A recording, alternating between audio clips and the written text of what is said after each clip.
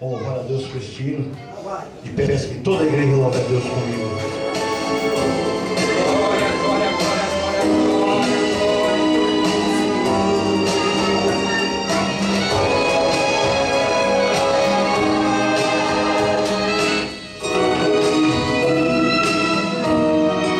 Fala, Daniel, o que aconteceu? Eu tenho uma cova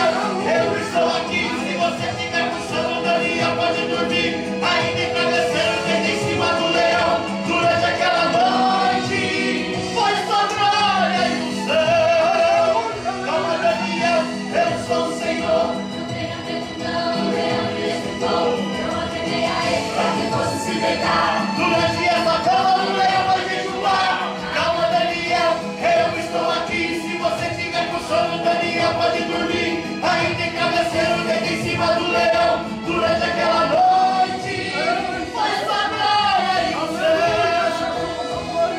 Foi o Senhor Jesus que estava lá.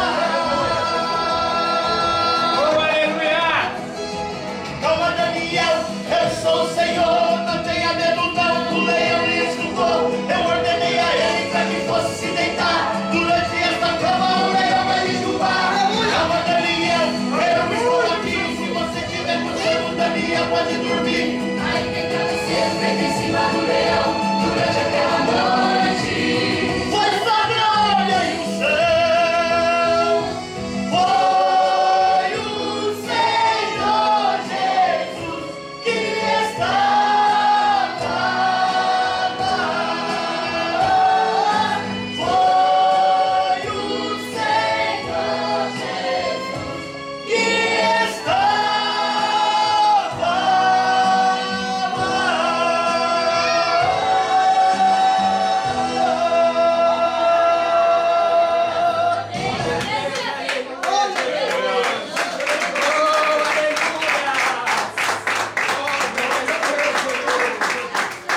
Não, vocês bater palma. Pode bater. Em nome de Jesus. Não vocês queimam o meu filho. Só assembleia. Brincadeira, irmãos. Vamos ficar de pé? Só para os irmãos descontrair um pouquinho. Vocês estão tudo sério. Jesus vai dar vitória para vocês. É para vocês estar sorrindo. Em nome de Jesus. Amém? Chegou a hora mais importante do culto. A hora da palavra. Glória a Deus. E o que eu prezo por esse trabalho, e sempre lutei por isso, quem nos conhece sabe, né, gente? Há tantos anos nós estamos aqui, há mais de 30 anos nós estamos aqui. Eu não tenho tudo isso, aleluia. Mas nós estamos aqui fazendo a obra do Senhor, e eu sempre prezei, e a primazia desse trabalho sempre foi a palavra de Deus, não é? Quantos desejam continuar ouvindo Deus falar? Só esses irmãos? O resto não quer não? Quantos desejam continuar ouvindo Deus falar? Aleluia! Nós vamos, neste momento, passar a oportunidade ao nosso pastor Wagner, homem que Deus tem levantado e tem nos ajudado nesse trabalho. Não é? Tem sido uma bênção nas nossas vidas, nas vidas de muitos dos irmãos. E nós louvamos a Deus pela vida do pastor Wagner. Por gentileza, pastor, tome o microfone e faça aquilo que o Espírito Santo colocou em seu coração. Esparrama o pé e deixa Deus te usar, viu?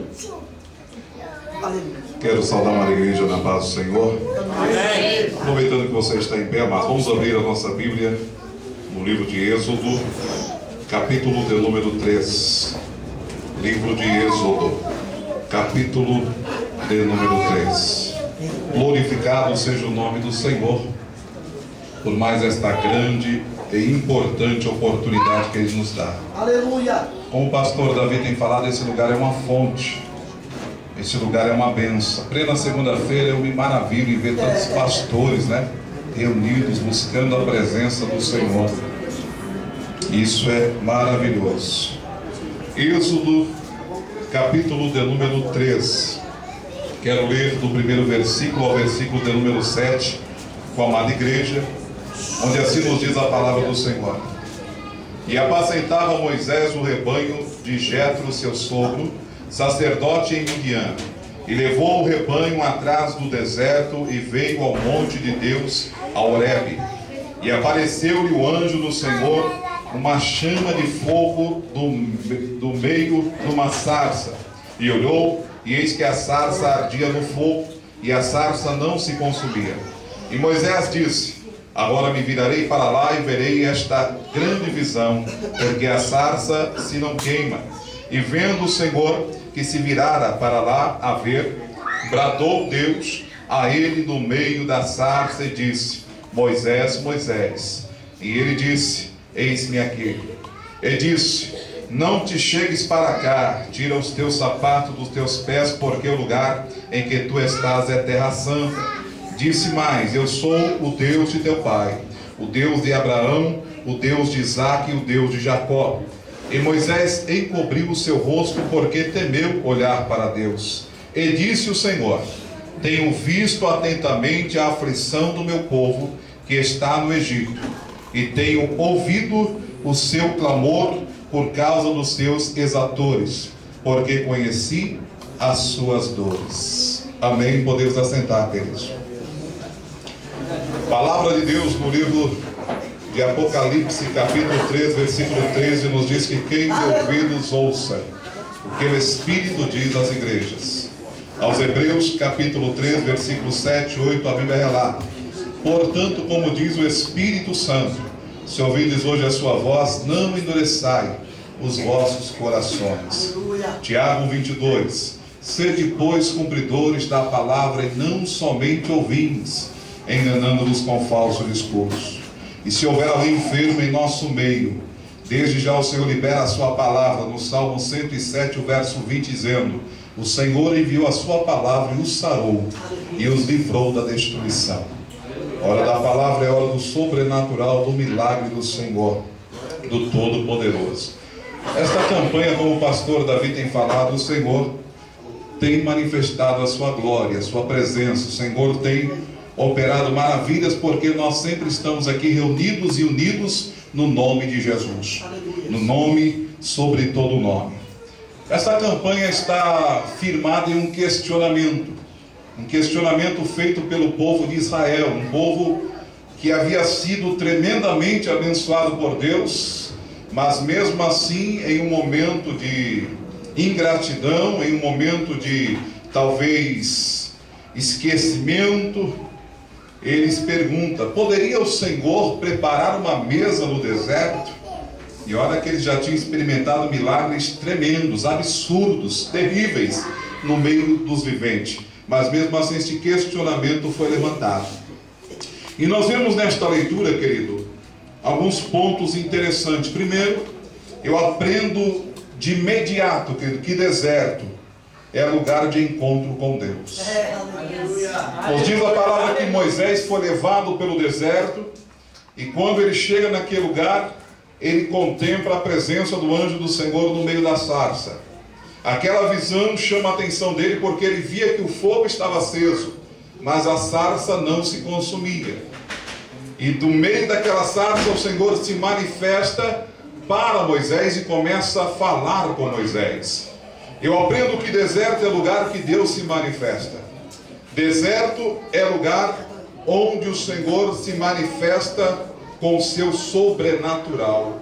Moisés estava presente perante algo sobrenatural, algo muito além da sua imaginação. E é interessante também que neste deserto o Senhor se apresenta a Moisés e chama Moisés pelo nome. No deserto o Senhor deixa notório que Ele te conhece pelo nome, que Ele sabe da tua história, que Ele sabe da tua vida. Porque como o nosso pastor aqui nos antecedendo falou sobre o olheiro, sobre aquelas pessoas que olham, que procuram alguém para ser um destaque, ou alguém para ser levantado no meio dos demais, você vê que o Senhor tem falado que Ele observou atentamente o que estava acontecendo, e Ele também ouviu atentamente o sofrimento do seu povo. Aleluia. Tem hora que nós somos um pouco esquecidos e um pouco ingratos em não ter ciência, consciência do que fora manifestado na cruz do Calvário, querido. Ali foi a maior demonstração de amor, quando Jesus morreu por nós na cruz, experimentando os cravos, experimentando os açoites, sofrendo as difamações, sofrendo todo tipo de aflição por minha e por tua causa. Então, a maior demonstração de amor, a maior prova que o Senhor nos ama e que o Senhor quer o nosso bem-estar, na cruz do Calvário foi manifestada. E muito antes da cruz, nós vemos o jardim do Éden sendo criado. O Senhor criou todo o paraíso para que o homem não sofresse. O homem sofre porque escolheu o pecado, porque se inclinou para o seu desejo pessoal. Mas o que era o paraíso?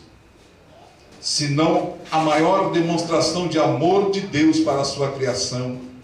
eu e você, o homem, a coroa da criação, simplesmente para reinar, para dominar sobre tudo que o Senhor condicionou para Adão e para Eva, mas o homem escolheu o lado errado. Mas nós percebemos que o Senhor sempre teve e sempre tem o melhor para nós, por causa deste grande amor que Ele tem para conosco. E nesta passagem me chama a atenção isso. O Senhor fala: olha, eu tenho visto e tenho ouvido atentamente a aflição do meu povo, e por causa do meu povo eu vou descer, por causa do meu povo eu vou entrar no negócio, por causa do meu povo eu vou me manifestar, por causa do meu povo eu vou comprar briga, por causa do meu povo eu vou ir adiante deles como escudo, recebendo toda a afronta. E aí o Senhor se manifesta para Moisés no deserto, porque deserto é lugar de Deus se manifestar. O deserto nos deixa mais sensíveis à voz de Deus, à presença de Deus. Querido, eu achei interessante um pastor quando ele falou que existe o evangeliquez, né? Porque realmente a igreja tem um linguajar todo próprio, né? Tem uns que pensam que o crente tem até gíria, né? Mas eu achei mais propício o evangeliquez. Quando fala de deserto, fala de prova. Quando fala de Egito, fala de mundo. Sabe? Então tem um linguajar, né? Todo próprio, crente, na pessoa bendita de Cristo. E o Senhor compra a briga de Israel, como compra a minha e a tua briga.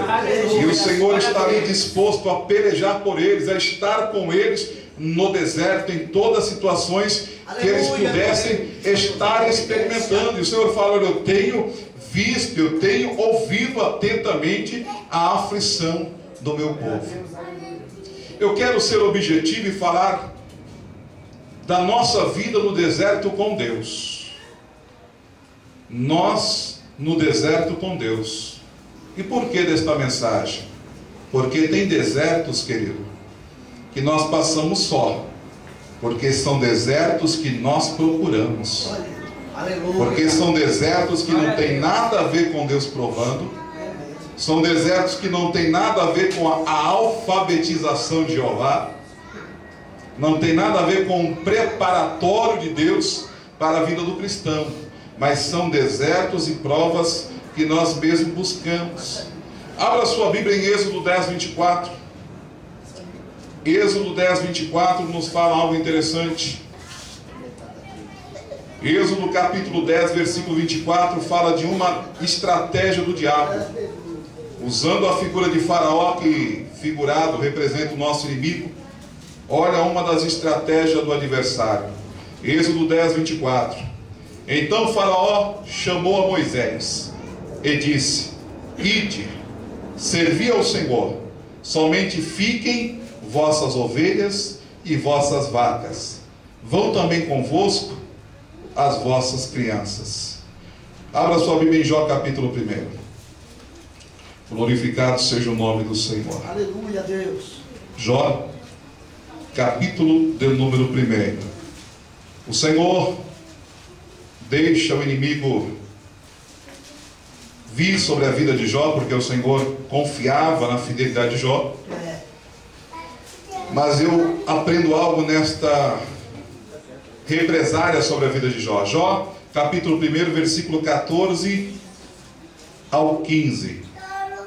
Que veio um dos mensageiros a Jó, ele disse: os bois lavravam e as jumentas pasciam junto a eles, e eis que deram sobre eles os sabeus, e os tomaram, e os moços feriram ao fio da espada, e eu somente escapei para te trazer a nova. Olha o 16. Estando este ainda falando, veio outro e disse: fogo de Deus caiu ao céu e queimou as ovelhas e os moços e os consumiu, e só eu escapei para te trazer a nova. Você percebe que Faraó fala assim: vocês querem adorar a Deus? Pode ir, mas deixa as ovelhas aqui, deixa a tua propriedade aqui, os teus bens aqui. Vem a represária do inimigo sobre a vida de Jó, e a primeira coisa que consome é o gado, é o boi, é as ovelhas. Porque o adversário não tem nenhum interesse que eu e você adoremos a Deus com nossos bens. adoremos a Deus com aquilo que Ele nos deu. Ele não tem nenhum interesse, sabe por quê? Porque se eu e você não adorarmos a Deus com aquilo que Ele nos deu, com os bens que o Senhor nos emprestou, nós vamos abrir um grande deserto à nossa frente. O pastor já falou aqui, não adianta falar demônio dos infernos, sai em nome de Jesus. Na questão do dízimo mesmo, biblicamente falando, querido, é dízimo. Não tem como fugir. Eu me lembro de uma oração que eu fazia com um companheiro, ele falava assim: eu repreendo agora, Senhor, os demônios que só saem através do jejum, porque ele estava jejuando. E ele falou: agora eu repreendo o espírito maligno que só sai através do dízimo. Então você percebe que o adversário tem essa estratégia para que nós não adoremos o Senhor com nossos bens, para que ele ache brecha, para que um deserto se forme à nossa frente.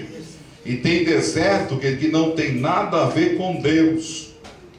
Nós mesmos estamos colocando à nossa frente, porque o Senhor não tem interesse no meu e no teu sofrimento. Ele quer me abençoar, Ele quer te abençoar.